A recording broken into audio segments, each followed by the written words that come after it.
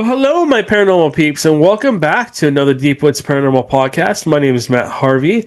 I am the founder and lead investigator with Deep Woods Paranormal. I am also the host of the Deep Woods Paranormal Podcast. And as you know, we're always trying to make the paranormal normal.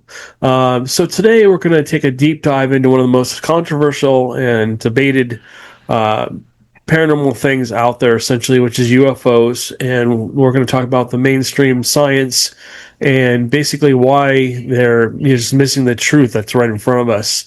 So we're lucky enough to have author R.L. Poole with us. He wrote the new book Cosmic Blindspot: Why Neil deGrasse Tyson is Wrong About UFO Challenges and the Skepticism of the one of the world's most famous scientists. Excuse me, bear with me, guys. I'm dealing with allergy issues. So he's going to explore why so many experts dismiss UFOs and why the evidence is being overlooked and what it all means for humanity and our place in the cosmos. And with that, let's bring him on. RL, would you come on and kind of tell us what got you started into this field and what got you into the paranormal? Absolutely, and thank you so much for that kind introduction and for having me on your podcast. It's a pleasure. Thank you. As you could tell probably by the title of the book, I am directly and I would say aggressively confronting the scientific community. Awesome. And it is my desire to hold them accountable for what I believe is irresponsibly dismissing a phenomenon which is, I think, almost beyond contestation at this point. And it is one of the major factors which is enabling the denial of what I consider to be pseudo-skeptics. And so the thing that actually prompted the book was that I am an abduction experiencer, a lifelong abduction experiencer, and it began for me around the age of 6 years old and began to be really ramped up from about 2006 until a couple of years ago. Wow. And so during this time, I've had so many experiences, waking, conscious, real physical experiences with a species that we call the Greys. Okay. That I know that science is wrong. I know myself right. Because I experienced it. Right. So I decided to kind of back engineer what was going wrong, because for me, it wasn't a matter of knowing that it's true. I've experienced it many times. So I wanted to look at science and say, I know what is preventing them from being able to recognize or acknowledge this, we say phenomenon, but it's reality. Right. And you said something right there at the beginning that let me know I felt like I was in the right place, because you said making the paranormal normal. Right. And that's exactly right, that we are trying to, let's take the spooky away. I know that people love mysteries. I love mysteries too. But there is no paranormal. There is only normal that we cannot explain or do not yet understand. There is no supernatural. If it exists, it is natural. The super is just beyond our understanding. And so I began to take a very serious look at what science was saying about this phenomenon. And one of the most vocal and I might say unprofessional dismissers of this phenomenon is the very popular, world-famous Neil deGrasse Tyson. And what I began to notice is that he wasn't being scientific. To dismiss the phenomenon means you must be unscientific to do it. And that's what this book reveals, that this person who is worldwide acclaimed, went to Harvard, graduated from Columbia with a PhD, a sarcastic bearded guy covered in tattoos, just absolutely took him to school on science, because I realized that he was saying things that not only are not scientific, but highly misrepresentative of science. And the only genre in which he does this just happens to be the subject of UFOs, aliens, and alien abductions. Crazy. It's almost like they're being spoon-fed this information, and this is what you need to say, almost like they're a pawn. They're just like trying to keep you from actually understanding the truth. They don't want that out there. And I've had tons of experiences. I've never been abducted. I've seen some strange things in the sky. I mean, we've dealt with cattle mutilations here, and we got completely shut down. FBI came through and, Right. No, right. You can't talk about that. And then, basically just ruined everything. We had 6 or 7 witnesses that, witness this stuff. I mean, I had friends that were told to be quiet. Yeah. And so, believe me, I've received my own fair share of warnings. I'm sure. Even consequences. Right. I don't care, because the fact that they want to try this hard to cover things up tells you how important it is for you to know.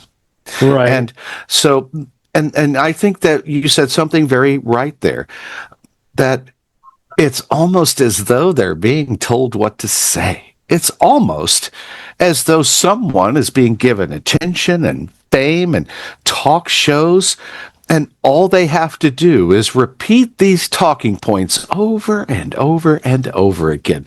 And it really works.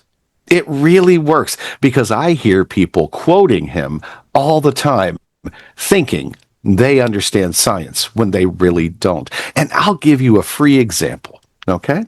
Okay. One of the things, this is his big lead-in to people who say that these things exist. He says, extraordinary claims require extraordinary evidence. Oh, that's so poetic, isn't it? It's very catchy. Right. Yeah, it is. Extraordinary claims require extraordinary evidence, bro. Oh, really? Because the last time I checked science, and I've been a scientific person, a civilian scientist, not in the academic community, but that isn't how science works. There are no extraordinary claims in science. There are only claims. You see, extraordinary is a subjective value placement that we place over something, and in science we don't do that. Right. There is no extraordinary evidence. There's only evidence, or a lack of evidence. Right? Correct. So he is training people to think unscientifically in order to participate in the psychological and intellectual denial of what is happening right in front of them. Exactly. And that goes with pretty much any paranormal field. They're basically just saying, oh, that doesn't exist, this doesn't exist, blah, blah, blah, blah, blah, because they don't want you to know it exists. Right. And they, I think, honestly, they don't want to believe it exists. I believe that this isn't a matter of intellect. This isn't a matter of education. This is a matter of psychological denial of something that we find scary. Right. Something that if we admit this exists, then we also are tacitly admitting that it is out of our control. Right. Right. Now, do you think the Greys want to be known? Do they want us to know that they exist? In my experiences with them, and based on my observation of their behaviors, I think that they don't care. They don't care if we know. What they care about is that we don't get in their way.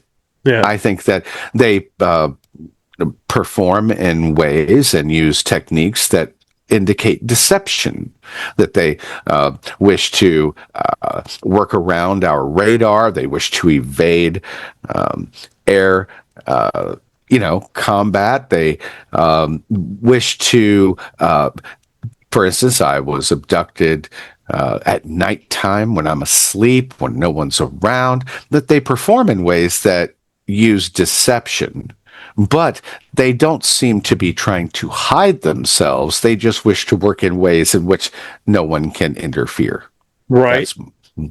Have you ever found any transplants in you? Any little pieces of metal or any shards or anything that you... So let me tell you a story about that. That's a great question. You're referring, I believe, to implants. Implants, yes. Yes. And so I actually know that I have one because I think I woke up in the middle of the procedure. Oh, jeez.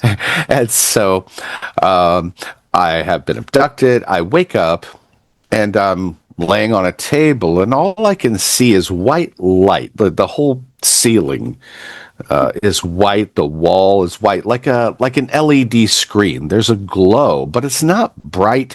There's no bulbs. It just seems to just be white everywhere. Yeah. And it appears also to be domed, and I don't know, but that was my impression at the time. And I'm laying there, and I look up, and I look down, and I see something down around that area, and I'm just laying there. And when you're taken, at least my experience is, when they have you laying on a table, it's not that you can't get up, but it's like really hard to move. It's like it's pulling you down to it. Yeah. And all I can do is just raise my head slightly, and I look over to the right, and I can see what looks like a silver medical tray on a stand. And I'm laying there, and I'm just like, okay. And then all of a sudden, one of these grays, he leans over me, and he goes, huh. And he looks over, and he startles at the fact that I'm awake. And I did not panic. I know that when we panic, bad things happen. So I wanted to let him know that I see you, and I just smiled, but nothing that could be interpreted as aggressive or angry or surprised. And he immediately reaches over and grabs something off of the tray, and it was like a metal rod that had like little striations around it and a little ball at the end, and he reached over and grabbed it and touched me in the head, on the head with it. And then I woke up in my bed. I just sat up like this. And whenever I've been abducted, I have what I call the abduction hangover. I feel hot, thirsty. I feel gross. I want to wash my hands and my face. I feel like I've been just touched everywhere. And so I'm going in there, and I'm doing that, going through my little ritual, drinking water out of my hand, and I feel I have something in my lip now. Yeah. Oh, geez. And then I looked in the mirror, and I saw, I have a red spot there, exactly where I remember him touching me with that device. They have a way of like rendering you instantly unconscious. Wow. And then I had it in my lip for quite a while, and it was driving me crazy. And I was this close to cutting it out myself, because it was right in my lip, and I'm like constantly messing with it. I'd bite my lip while I'm eating food, just not in a very good place. A few weeks after I moved to Pennsylvania, I moved here because I thought it would be cool, like Transylvania. It's not, but I'm staying at a friend's house, sleeping on the couch, and I wake up one morning, and it's gone. Oh, it's gone. Hey, nice, right? And then I go in and I go to wash my face, and now it's behind my ear. Oh, jeez. Yeah. So I think when I woke up on the table, they kind of panicked and said, okay, just get it done. Just put it right there in his lip. Don't waste any time. Just do it quickly and get it done. And then later, I think they revisited it upon abducting me again and said, put this in his lip. All right, we need to move this to some place where it's not going to be interfered with, noticed, or could be easily extracted. Right. So what do you think that was? What do you think they put in you? I think that it is a tracking device. The way that we tag moose Right. or we tag deer, it's the same thing. It is marking me as property. Oh, Yeah. wow. You see, because I've noticed that these grays, and from what I understand, other species, they behave in certain ways, the way like a rancher would brand cattle. Well, that's the same thing. That it means taken, spoken for hours. Yeah. Wow. Yeah. So that's my impression of it. Right. And do you think there's other alien species out there or just the Greys? Oh, no, they told me there are. During a waking experience, a male gray actually got me off of the table and asked me to follow him and walked me around the ship and explained some things to me that might be very difficult for people to hear. But one of the things that he said, and it was strange, he was starting to walk and then he stopped, almost as though, like he thought of it all of a sudden. And he turned around and they speak to you in your head. Right. Telepathically. But it's weird because when they speak to you in your head, it's in your voice. So for a second, you feel like you're going mad because it's your voice talking to you in your head, but they're not your words. They're not your thoughts. It's a very strange feeling at first. And so he turns around and he looks at me and he says, I want you to know that there are several species which interact with your planet and they don't all like you. Wow. Yes. And he went on to explain that the reason they don't like us is because we are modified. We have been artificially tweaked and spliced, and we are not a naturally evolved species. We have been artificially evolved. And because of this, some of these other highly advanced and evolved species believe us to be an abomination, a chimera, a Frankenstein species, that they've had to work very hard to climb to the top of the evolutionary ladder, and they resent a species that has been artificially elevated. Well, do you think they made us, or is it just something else? So this is the other thing he said to me in the same conversation he said, mankind will never be able to resolve the creation versus evolution debate because they're both correct. And we are, according to this gray, we are partially evolved primates, but then they saw us and they they selectively changed our DNA to create an evolution to a higher species. Then, later, about 15,000 years ago in our past, he told me they actually spliced some of their DNA into ours. And this is represented by certain things: extremely pale skin, blue eyes, allergies. Yeah. And that, no, he said that. I said, well, how does that, how do I know that? How does that manifest itself? And he just looked at me and he said, allergies. I said, allergies. And he said, have you ever seen a squirrel allergic to a tree? No. Okay. So your species is created on Earth, evolved on Earth, thousands of years on Earth. You're allergic to Earth? You see, this is their genes being represented in some way because it is not that gene's natural environment. So it is trying to deal with this foreign or alien environment to those particular genetics. That makes a lot of sense. Yeah. And so all of this was centered around explaining to me why that they're doing this.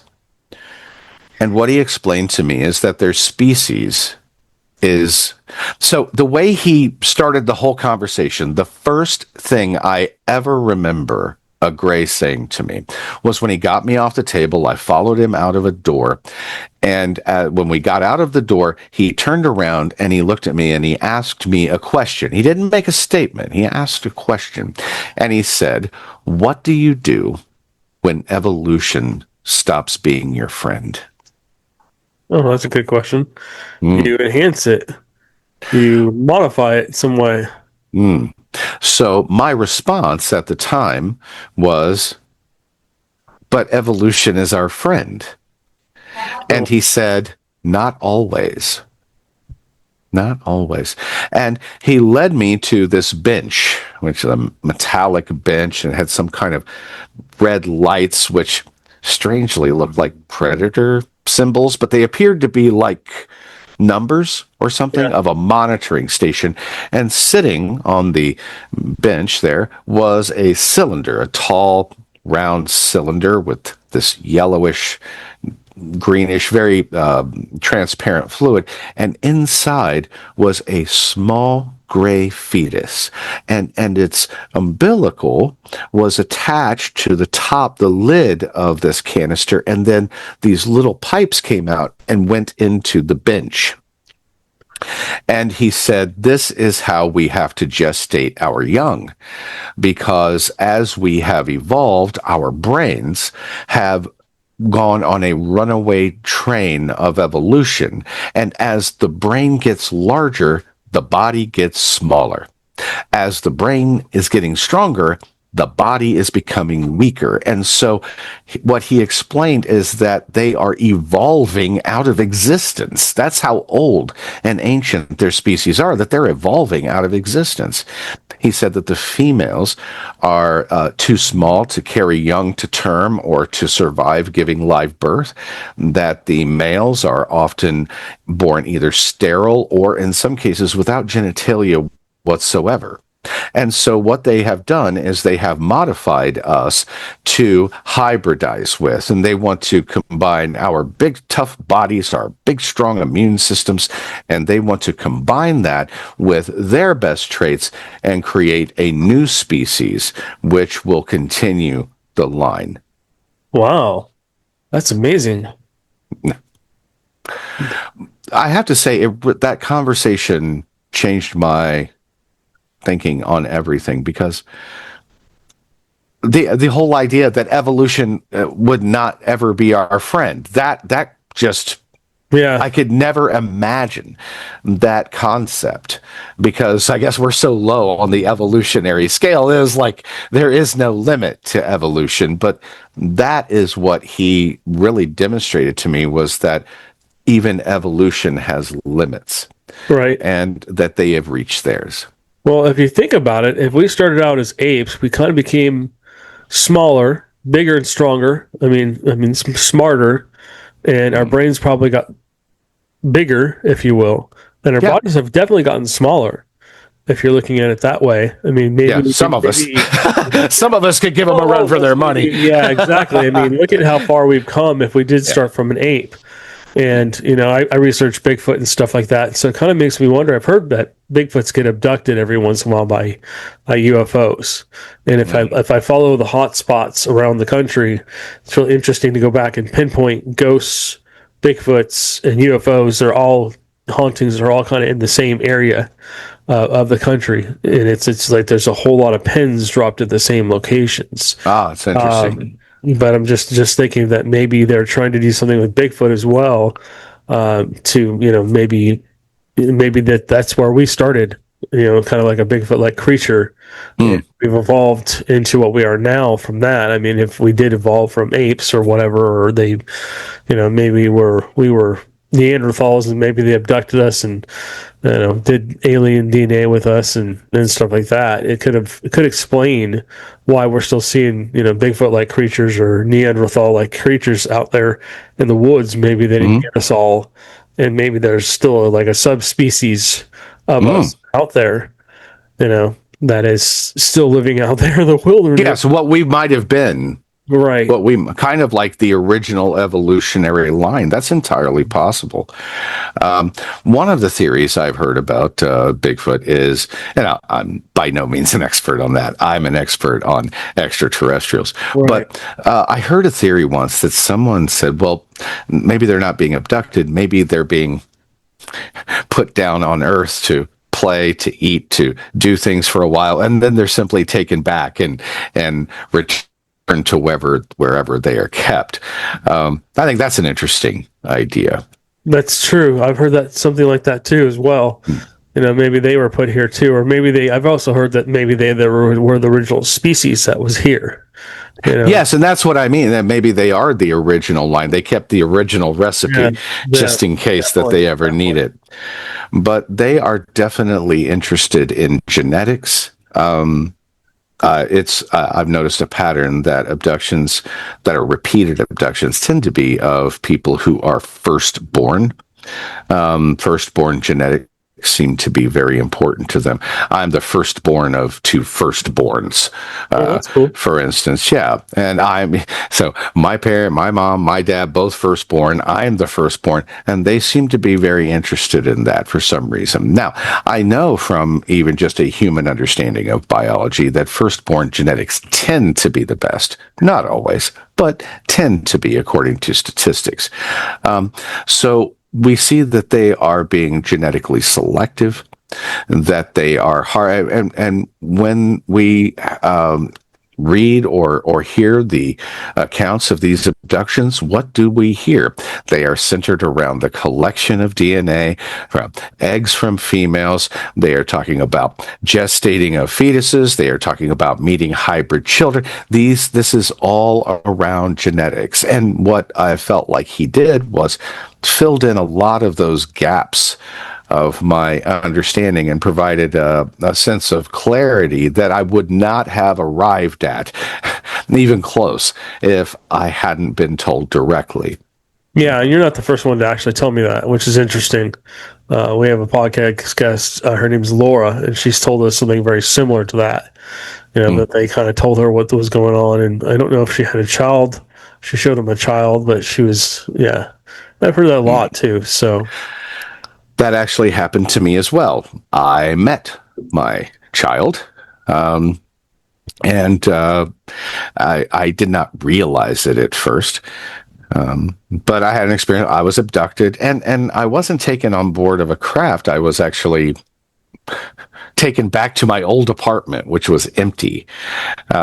It was actually completely bare, completely empty, clean. And I come to myself and I'm wearing my pajamas still. And I'm at the sink washing my hands. And I have no idea why. But I'm very excited. See, they have this way, and it's hard to explain, but they have this way of keeping you kind of out of it. That you kind of know what's going on, but you kind of don't know what's going on. And it's a way, I think, of keeping you awake, but harmless. Yeah. And so anyway, I'm washing my hands, and I'm very excited about something, and I don't know what I'm excited about. And I'm like, I don't know how I'm going to dry my... Oh, the only thing in the entire place is a towel that has been laid out perfectly flat. And it's my towel. My favorite towel has a little cute fox on it that I like. And so I grab the towel and I dry my hands and I throw it over my shoulder, and I'm looking around as though I'm waiting for something, expecting something. It feels like Christmas. That's but awesome. I don't know why. And then the door opens all of a sudden, and in walks a little boy and a very, I would say, awkwardly disguised female gray. This is very late at night. It's dark. But she's wearing a bright blonde wig. She has bright red lipstick. She is wearing like this very pretty dress. And then over that, a beige raincoat. And then a hat. She looks like someone in disguise. It's like you looked up disguise and then just followed all of the instructions. And when they come in, I just flip. I see him and I just flip out. And I'm like, oh. Now, the problem. The problem is that my son, my actual human son, had died not too long before that. Oh, geez. I'm so sorry. No, it's thank you. But when I saw this little guy, he looked just like me. Oh, wow. So did my son. And when I saw him, because I was kind of still out of it from whatever they do to you, Right. I completely misunderstood the situation. And I thought it was my son, again, as a little boy, Dang. being brought back to me. Yeah. Yeah. And so I became very emotional. And I ran over to him and I grabbed him and I hugged him. And I said, "Oh my God, where have you been? I've been looking everywhere for you. Don't do that again. Okay?" Wow. This little boy looks up at me with these giant blue eyes. And he says, "Don't do what again?" Oh, wow. And I realized we don't know each other. You've never met me, and I've never met you. And I just hugged him and I said, it's okay. It's okay. Don't worry. I love you. And then I felt a tap on the back of my head and I woke up in my own bed. Wow. Still crying with the towel. Wow. Yeah. That's insane. So they will talk to you sometimes.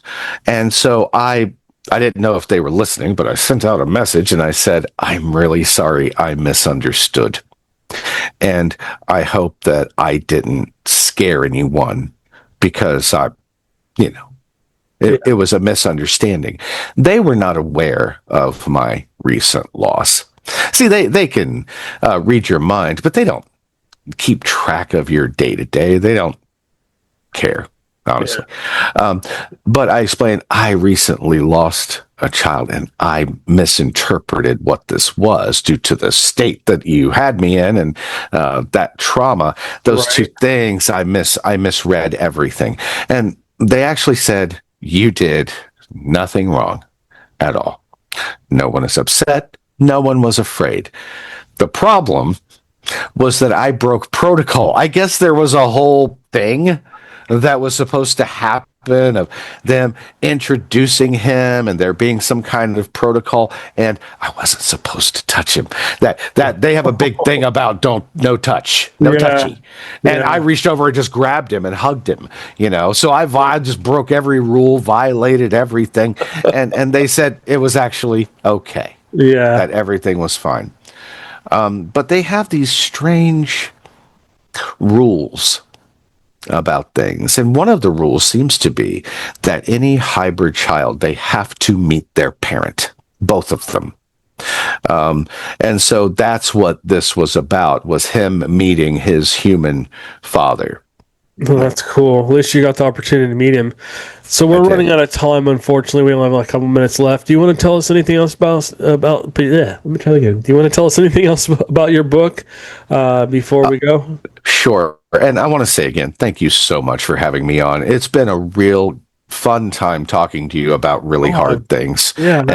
Yeah, exactly. I've enjoyed the heck out of this conversation. So I'd love to come back sometime, maybe. Yeah, we'll definitely have to get back for sure. Thank you. The book is called Cosmic Blindspot: Why Neil deGrasse Tyson is Wrong About UFOs. And it's available on Amazon, and it premiered as the #1 new release in cosmology. So I would encourage people to pick up the book. I have it in every single format.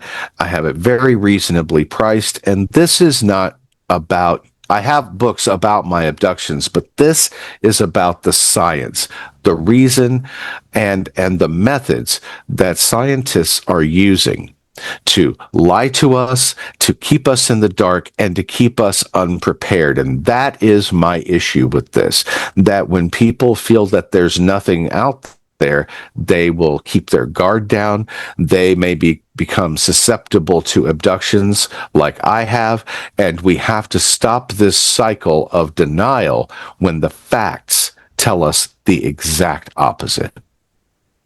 Very interesting. And we will have his information linked below to his book, so you guys can go check that out and maybe order one. I would highly recommend it. He's a very interesting guy.